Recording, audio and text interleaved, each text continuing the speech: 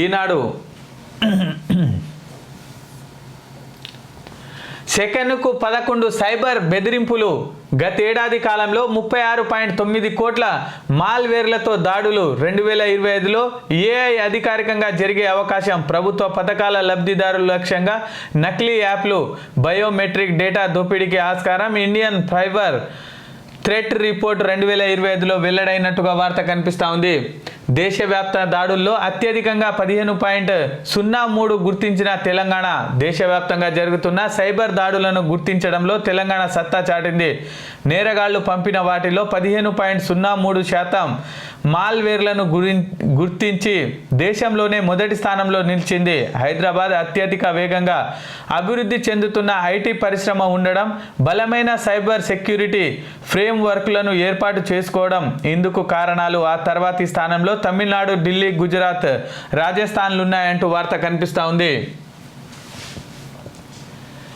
ధన్ఖడ్పై అవిశ్వాస తీర్మానానికి ఇండియా కూటమి నోటీసు. రాజ్యసభ చైర్మన్ పక్షపాతంగా వ్యవహరిస్తున్నారని ఆరోపణ.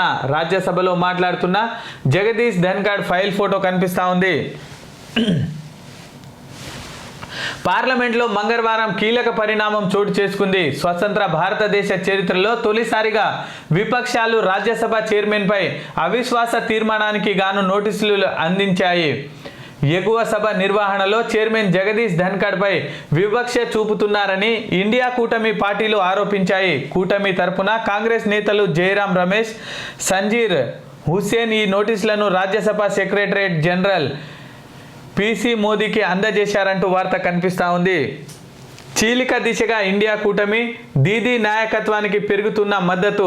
మమతా సమర్థతలు నడపగలరు అంటూ లాలు వెల్లడించారు. కాంగ్రెస్ ఎంపీలను తొందరపడవద్దన్న రాహుల్ గాంధీ అంటూ మరో వార్త కనిపిస్తూ ఉంది. ఎన్ని ఇబ్బందులు వచ్చినా ప్రజావాణి కొనసాగుతుందంటూ భట్టి విక్రమార్క వెల్లడించారు. పోడు భూములు సాగులకు సౌర విద్యుత్ ఉప ముఖ్యమంత్రి భట్టి విక్రమార్క వెల్లడించారు. ఎన్ని ఇబ్బందులు వచ్చినా ప్రజావాణి కార్యక్రమాన్ని కొనసాగిస్తామని ఉప ముఖ్యమంత్రి భట్టి విక్రమార్క స్పష్టం చేశారు. ప్రజలు తమ అవసరాలు, ఇబ్బందులను నేరుగా చెప్పుకోవడానికి ప్రజాప్రభుత్వం ప్రజావాణిని ఏర్పాటు చేసిందన్నారు. ప్రజావాణి కార్యక్రమాన్ని ప్రారంభించి ఏడాది పూర్తయిన సందర్భంగా మంగళవారం హైదరాబాద్ భవన్లో అధికారులను ఉద్దేశించి ఆయన మాట్లాడారంటూ వార్త కనిపిస్తూ ఉంది. అప్పులతోనే మధ్యాహ్న భోజనం వంట బిల్లులు చెల్లింపులో జాప్యంతో ఈ పరిస్థితి గుర్తించిన విద్యా కమిషన్ సకాలంలో చెల్లింపుతో పాటు గుడ్డు ధరలు పెంచాలి. ఆయా సిఫారసులతో 4-5 రోజుల్లో సర్కారుకు నివేదిక రానున్నట్టుగా వార్త కనిపిస్తూ ఉంది. మార్కెట్ కోడిగుడ్డు ధర 7 రూపాయలుగా ఉంది. ప్రభుత్వం 5 రూపాయల చొప్పున చెల్లిస్తుంది. బిల్లులు 2-3-4 నెలలు పెండింగ్లో ఉన్నాయి. గుడ్డు ధర పెరిగిపోవడంతో వంట ఏజెన్సీ మహిళలకు సకాలంలో బిల్లులు చెల్లించాలి అని ప్రభుత్వాన్ని తెలంగాణ విద్యుత్ కమిషన్ సిఫారసు చేయనున్నట్టు తెలుస్తుందంటూ వార్త కనిపిస్తూ ఉంది. ఆశా కార్యకర్తలపై లాఠీ చార్జ్ దుర్మార్గం అంటూ దాడి ఘటనపై మహిళా కమిషన్కు ఫిర్యాదు చేశారు కేటీఆర్. ఉస్మానియా ఆసుపత్రిలో బాధితురాలికి పరామర్శిస్తున్న ఫైల్ ఫోటో కనిపిస్తూ ఉంది. ఉస్మానియా ఆసుపత్రిలో బాధితురాలిని పరామర్శిస్తున్న కేటీఆర్ చిత్రంలో మహమూద్ అలీ, సబితా తదితరుల ఫైల్ ఫోటో కనిపిస్తూ ఉంది.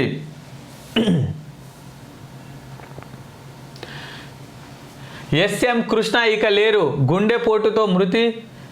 రాష్ట్రపతి ముర్ము, ప్రధాని మోడీ సంతాపం. జీవితమంతా కాంగ్రెస్లోనే, చెరమాకంలో భాజపాలోని గంటూ వార్త కనిపిస్తూ ఉంది. మోహన్ బాబు ఇంటి వద్ద హైడ్రామా. వివాద పరిష్కారానికి సన్నిహితుల సమక్షంలో చర్చలు విఫలం. బయటకు వచ్చేసిన మనోజ్ తిరిగి లోపలికి వెళ్ళాక దాడి చేశారని ఆరోపణ. మీడియా ప్రతినిధిపై మోహన్ బాబు దాడి అనంతరం అస్వస్థతతో ఆసుపత్రిలో చేరిక అంటూ వార్త కనిపిస్తూ ఉంది. నిలువెల్ల నిర్లక్ష్యం. సాధారణంగా రహదారుల నిర్మాణంలో అడ్డంకులను తొలగించిన అనంతరం పనులు మొదలు పెడతారు. కానీ ఇక్కడ రోడ్డు మధ్యలో ఉన్న స్తంభాలను తొలగించకుండానే పనులు మొదలు పెట్టేశారంటూ దీంతో ఈ రహదారి ప్రమాదాలకు నిలవుగా మారిందని హైదరాబాద్ బెంగళూరు జాతీయ రహదారిలో శంషాబాద్ సమీపంలోని ఔటర్ రింగ్ రోడ్డుకు అనుసంధానంగా ఉన్న తోడుపల్లి హమీదుల్లా నగర్ రోడ్డును 36 కోట్లతో 3 కిలోమీటర్ల మేర విస్తరించారు. పురపాలక పట్టణాభివృద్ధి శాఖ, హైదరాబాద్ రహదారుల అభివృద్ధి సంస్థ సంయుక్తంగా పనులు చేపడుతున్నాయంటూ వార్త కనిపిస్తూ ఉంది. పెరుగుతున్న ఈవీ జోరు, విక్రయాల్లో 24.52% వృద్ధి, రోడ్ ట్యాక్స్ రిజిస్ట్రేషన్ రుసుము మినహాయింపు ఫలితం అంటూ వార్త కనిపిస్తూ ఉంది. రాష్ట్రంలో విద్యుత్ వాహనాల ఈవీ కొనుగోలు రిజిస్ట్రేషన్ పెరుగుతున్నాయి. రాష్ట్ర ప్రభుత్వం తీసుకున్న ఈవీ నూతన పాలసీ వాహనదారుల్ని ఆకర్షించడంతో కార్లు, ఆటో రిక్షాలు, మోటార్ సైకిళ్లు కొనుగోలు క్రమంగా పెరుగుతుందంటూ వార్త కనిపిస్తూ ఉంది. 2026 డిసెంబర్ 31 వరకు వర్తింపు. ఈవీ కొనేవారికి రోడ్ ట్యాక్స్ రిజిస్ట్రేషన్ ఫీజులు మినహాయింపు ఉత్తర్వులు వాహనాల సంఖ్యతో నిమిత్తం లేకుండా 2026 డిసెంబర్ 31 వరకు అమల్లో ఉంటాయని రాష్ట్ర ప్రభుత్వం ప్రకటించింది. పెట్రోల్, డీజిల్, సిఎన్జి ఇంధనాలతో నడిచే వాహనాల కొనుగోలు రిజిస్ట్రేషన్ల సంఖ్యలో పోలిస్తే వీటి సంఖ్య చాలా తక్కువే. అయితే ప్రభుత్వం ప్రకటించిన రాయితీల ద్వారా ఈ సంఖ్య పెరుగుతుందంటూ వార్త కనిపిస్తూ ఉంది.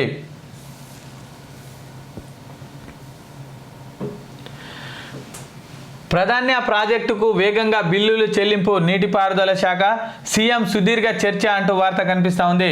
ముఖ్యమైన ప్రాజెక్టులకు బిల్లుల చెల్లింపులో ప్రాధాన్యం ఇవ్వడంతో పాటు ఉన్నత స్థాయి ఇంజనీర్ల స్థాయిలో భారీగా మార్పులు చేయాలని ప్రభుత్వం నిర్ణయించినట్టు తెలిసింది. పనుల పురోగతికి తీసుకురావాల్సిన చర్యలు, దీనికి తగ్గట్టుగా నీటిపారుదల శాఖ ప్రక్షాళన తదితర అంశాలపై ముఖ్యమంత్రి రేవంత్ రెడ్డి, నీటిపారుదల శాఖ మంత్రి ఉత్తమ్ కుమార్ రెడ్డిలు సంబంధించిన అధికారులతో మంగళవారం సుదీర్ఘంగా చర్చించినట్టుగా తెలుస్తుంది. ఎక్కువ శాతం పనులు అయిన వాటిని వచ్చే ఖరీఫ్ నాటికి పూర్తి చేయాలని, మిగతా వాటిని 2026 ఖరీఫ్ నాటికి పూర్తి చేయాలనే లక్ష్యంతో ప్రాజెక్టులు 2 గ్రూపులుగా ప్రభుత్వం విభజించిందంటూ వార్త కనిపిస్తూ ఉంది.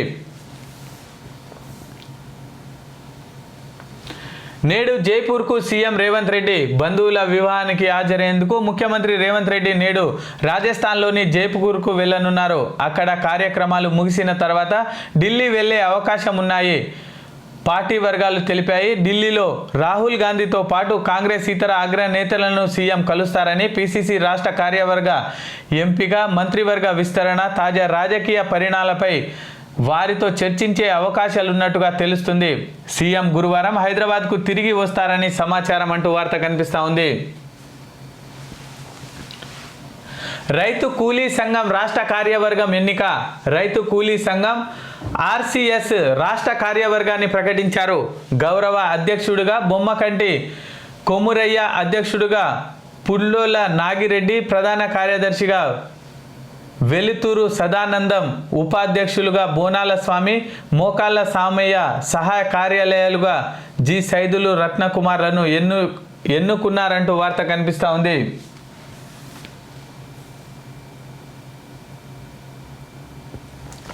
ఆశా కార్యకర్తలపై లాఠీచార్జ్ దుర్మార్గం అంటూ వార్త కనిపిస్తూ ఉంది. ఎన్నికల మేనిఫెస్టోలో ప్రకటించిన విధంగా వేతనాలు పెంచాలంటూ నిరసన తెలుపుతున్న ఆశా కార్యకర్తలపై లాఠీచార్జ్ చేయడం దుర్మార్గమని భారత కార్యనిర్వాహక అధ్యక్షుడు కేటీఆర్ మండిపడ్డారంటూ వార్త కనిపిస్తూ ఉంది.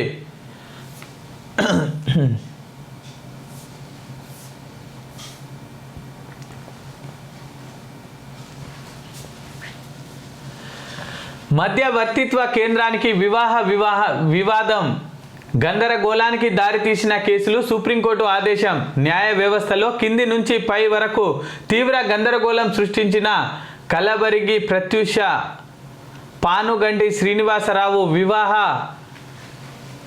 వివాద కేసును సుప్రీంకోర్టు మధ్యవర్తి కేంద్రానికి పంపింది. ఈ మేరకు మంగళవారం justice PS Narasimha, justice Manoj Mitra ధర్మాసనం ఉత్తర్వులు జారీ చేసింది. విడాకుల కేసును రంగారెడ్డి జిల్లా ఫ్యామిలీ కోర్టు నుంచి శ్రీకాకుళం ఫ్యామిలీ కోర్టుకు బదలాయించిన ప్రత్యూష దాఖలు చేసిన పిటిషన్లో సుప్రీంకోర్టు కింది కోర్టులోని ప్రాసిక్యూటింగ్పై స్టే విధించి దాన్ని పట్టించుకోకుండా రంగారెడ్డి న్యాయాధికారి కేసు బదలాయించిందంటూ వార్త కనిపిస్తూ ఉంది.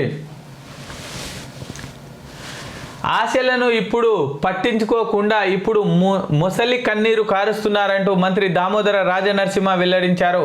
ఆశా వర్కర్లను అడ్డం పెట్టుకొని రాజకీయం చేయడం ప్రతిపక్ష నాయకుల దిగజార తత్వానికి నిదర్శనమని రాష్ట్ర వైద్య ఆరోగ్య కుటుంబ సంక్షేమ శాఖ మంత్రి దామోదర రాజనరసింహ పేర్కొన్నారు. ప్రజాపాలన ఏడాది విజయోత్సవాలు జరుపుతుంటే సహించలేని కొందరు ఆశా వర్కర్లను రెచ్చగొట్టి ప్రజలను తప్పుదోవ పట్టించే ప్రయత్నం చేశారని విమర్శించారు. ఈ మేరకు మంగళవారం మంత్రి ప్రకటన విడుదల చేశారు. గత 10 ఏళ్ల భారత పాలనలో వేతనాల పెంపుపై ఆశా వర్కర్లు ఎన్నిసార్లు నిరసనలు ధర్నాలు చేసినా పట్టించుకొని వాళ్ళు ఇప్పుడు మొసలి కన్నీరు కారుస్తున్నారంటూ మంత్రి దామోదర రాజనరసింహ వెల్లడించినట్టుగా వార్త కనిపిస్తూ ఉంది. వైద్యుడికి 11 కోట్లు టోకరా, వితంతు నుంచి 5.66 కోట్లు దోపిడీ, ఫారెన్సిక్ ట్రేడ్, డిజిటల్ అరెస్టుల పేరిట సైబర్ నేరగాళ్ల మోసం అంటూ వార్త కనిపిస్తూ ఉంది. సైబర్ నేరగాళ్లు ఆగడాలు పెచ్చుమీరుతున్నాయి. హైదరాబాద్కు చెందిన ఓ వైద్యుడి నుంచి ఫారెన్సిక్ ట్రేడ్ పేరిట ఏకంగా 11.11 కోట్లు, ఓ వితంతువు ఆమె 2 కుమార్తెలను డిజిటల్ అరెస్ట్ పేరిట బెదిరించి 5.66 కోట్లు కొల్లగొట్టారు. పోలీసులకు ఇచ్చిన ఫిర్యాదుల ప్రకారం వివరాలు ఇలా ఉన్నాయంటూ వార్త కనిపిస్తూ ఉంది. ఎన్ని ఇబ్బందులు వచ్చినా ప్రజావాణి కొనసాగుతుందంటూ భట్టి విక్రమార్క వెల్లడించారు. మా ప్రభుత్వం ప్రజల జవాబుదారీతనంగా పనిచేస్తుందని, ప్రజావాణిలో వచ్చిన ప్రతి దరఖాస్తును కంప్యూటరీకరించి సంబంధిత అధికారులకు పంపించి ఆ సమస్యను పరిష్కరించి తీసుకున్న నిర్ణయాలను ప్రజలకు తెలిపే విధంగా నిరంతర పర్యవేక్షణతో దరఖాస్తుదారులు సంతోషాన్ని వెల్లుబుచ్చుతున్నారు. ప్రభుత్వంలో ఉన్న అన్ని వ్యవస్థలు ప్రజల కోసమే పనిచేస్తూ ప్రజాస్వామ్యాన్ని పునాదులు వేస్తున్నాయంటూ భట్టి విక్రమార్క వెల్లడించినట్టుగా వార్త కనిపిస్తూ ఉంది.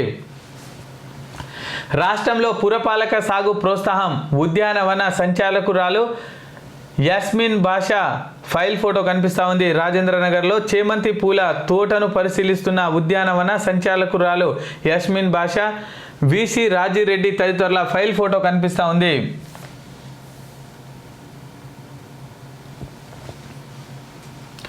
నాడు కోకల బంధం, నేడు విరిసే పచ్చదనం. 2021లో మొక్కల కంచెలకు చీరలు కట్టారిలా అంటూ ఫైల్ ఫోటో కనిపిస్తూ ఉంది. నేడు రహదారికి ఇరువైపులా ఎదిగిన చెట్లతో పచ్చదనం ఫైల్ ఫోటో కనిపిస్తూ ఉంది. కదం తొక్కిన ఆశా కార్యకర్తలు స్థిర వేతనం 18,000 చెల్లించాలని డిమాండ్. వైద్య ఆరోగ్య శాఖ కమిషన్ హామీతో ఆందోళన విరమణ అంటూ వార్త కనిపిస్తూ ఉంది. కోటి డిఎంహెచ్ఎస్ చౌరస్తాలో బైఠాయించిన ఆశా వర్కర్ల ఫైల్ ఫోటో కనిపిస్తూ ఉంది. కాంగ్రెస్ పార్టీ ఎన్నికల మేనిఫెస్టోలో ఇచ్చిన హామీ మేరకు ఆశా వర్కర్లకు స్థిర వేతనం 18,000 ఇవ్వాలని, ప్రస్తుత శీతాకాల అసెంబ్లీ సమావేశంలోనే ఆ మేరకు ప్రకటన చేయాలని తెలంగాణ ఆశా వర్కర్లు యూనియన్ TNWU CITU ప్రభుత్వాన్ని డిమాండ్ చేసింది.